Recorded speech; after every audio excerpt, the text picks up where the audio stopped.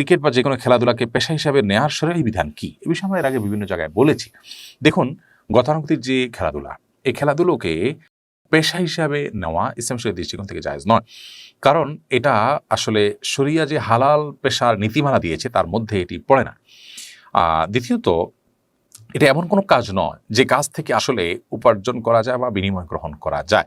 ইসলাম বিনোদনকে বিনোদনের জায়গায় রেখেছে, সেটাকে প্রফেশন হিসাবে নিয়ে, বিশেষ করে আপনার খেলাধুলার মতো বিষয় যেগুলোকে কেন্দ্র করে বর্তমানে যে সমস্ত খেলাধুলা প্রচলিত আছে এগুলোকে কেন্দ্র করে সময় অপচয় থেকে নিয়ে আল্লাহ থেকে মানুষ দূরে সরে যাওয়া, আমরা বলতে ইন্টেনশনালি মানুষকে দূরে সরাবার জন্য শয়তান এই জাতীয় আসরগুলোকে বড় অস্ত্র হিসেবে ব্যবহার করছে। তাছাড়া বহু হারামের সম্পর্ক সংশ্লেষ এর সাথে আছে।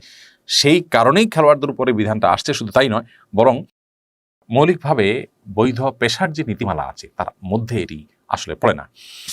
বিধায় খেলাধুলাকে পেশা হিসেবে নেওয়া যায় নয়।